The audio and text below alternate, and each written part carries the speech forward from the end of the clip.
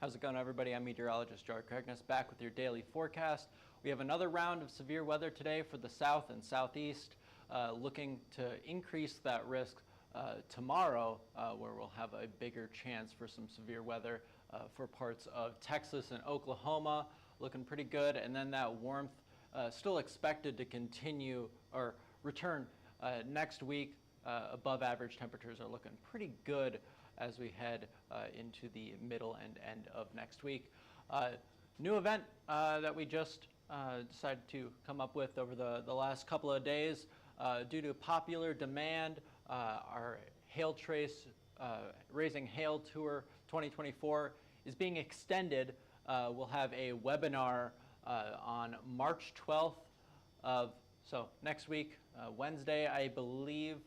You can go ahead and register on our Hail Trace Facebook events page, or you can scan that QR code up above me if you're interested in registering. It'll be on Zoom at 2 p.m. Central Standard Time. Derek will give a forecast for the year, and then at the very end of the event, we'll also have a live Q&A with Derek. So any questions that you have for him, feel free to stop by, register, ask him some questions, and he'll do his best to answer them.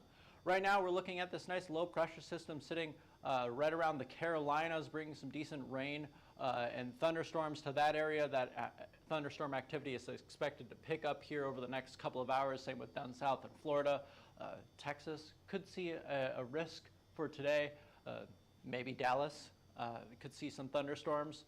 They are in the risk area. We have this nice trough sitting over the western U.S. It's got a little bit of a funky shape to it. There's two low pressure centers, one in the upper Midwest and one farther out west there, bringing several rounds of precipitation. Warm temperatures still bubbling up through the south right now in central Oklahoma. A little bit cooler than we were at this time yesterday. Right now temperatures in the low 60s, mid and upper 50s. Farther down south in the DFW metro, mid and upper 60s. A couple of 70-degree marks out there near McKinney, looking pretty warm. Some light cloud cover, kind of reducing that heating so far, but that should move out as we head into a little bit later this afternoon. San Antonio and Austin in those mid and lower 70s. They're expected to warm up a decent amount today, getting pretty close to 80 degrees again. And then out in the Houston area, we got some more warm temperatures as well as some light cloud cover, keeping those temperatures just a little bit lower in Houston and Galveston. And then out in the Front Range, we're looking a little bit warmer than yesterday. Temperatures right now in the mid and lower 50s, a few 40s out there, but about 10 to 15 degrees warmer than we were at the same time yesterday. So temperatures looking pretty good out there. As far as the future radar goes, thunderstorm activity expected to pick up later on this afternoon and evening for the Carolinas and Florida. Looking pretty decent. Could see some hail out there as well as some damaging wind gusts. My clicker's not working. There we go. Then thunderstorm activity expected to pick up late tonight and into the overnight hours for portions of central Texas. Could see a few stronger cells anywhere along this I-20 corridor as those storms move north and we get into tomorrow morning.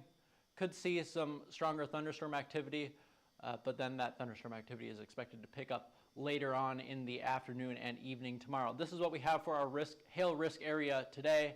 See DFW in that risk area, as well as Abilene. And then we go over to the eastern part of the country. We got Columbia, South Carolina, Orlando, Florida in that hail risk area. The threat for hail out in South Carolina and Florida is a little bit lower than it is in Texas, but that risk is still there. As far as wind goes, pretty much the exact same risk areas in play. Could see 60 to 70 mile an hour gusts out of some of the stronger thunderstorms, but looking pretty decent for wind chances. Not sure what this little icon is doing there. It's been popping up over the last few days. Not sure what it's doing out there, but instability looking moderate, not great, but it is still there. We see this dry line kind of setting up in western Texas later on tomorrow evening. That's what's going to trigger those storms for tomorrow, and then that'll really strengthen as we get into those overnight hours and sort of dissipate throughout the day on Friday ahead of that dry line. Now, this is our significant hail model showing a little bit of a bullseye as we head into later on this evening. That'll kind of shift off to the north, not expecting much hail up there for tonight at least. And then tomorrow afternoon, that's when things start to get interesting. We'll see this plume of favorable conditions start to push in to western Texas. It'll really start to get going at around 10 p.m. or so, give or take a few hours with that. But you can really see where this dry line is setting up in western Texas. That'll push off to the east as we get into very early Friday morning. Could see Dallas, OKC, maybe get some good thunderstorms out of this upcoming system. It is looking pretty messy, so we'll have to keep an eye on how things exactly develop. Wind shear doesn't look the best, but there is a decent amount of instability. There is a forcing mechanism in terms of the dry line to really trigger those storms and get them going. But this is what we have for the risk area for tomorrow. See all the way from Wichita down into Del Rio, looking like they could see some decent thunderstorms out of this system for Thursday. As far as Friday goes, that system will continue to push off to the east, impacting Arkansas, Louisiana, Mississippi, Alabama, looking like they could see some hail and some damaging wind gusts out of that system. The clicker's been really slow today. I don't know what's up with that. But Thursday, 9 a.m. on our low resolution model, long range low resolution model, we have this nice band of precipitation starting to form. You can see that low pressure system kind of sitting over the Texas and Oklahoma panhandles. That'll push off to the east and northeast as we get going later into Friday morning. See there's some snow wrapping around, so Colorado could get some snow out there. And then same with the Texas Panhandle, could see a few little flakes out there, not expecting much accumulation, but they could still see some snowfall out there. The Rockies still getting a decent amount of snow as you head into Friday evening. That range continues to shift east. It kind of forms into this a little bit of a nor'easter.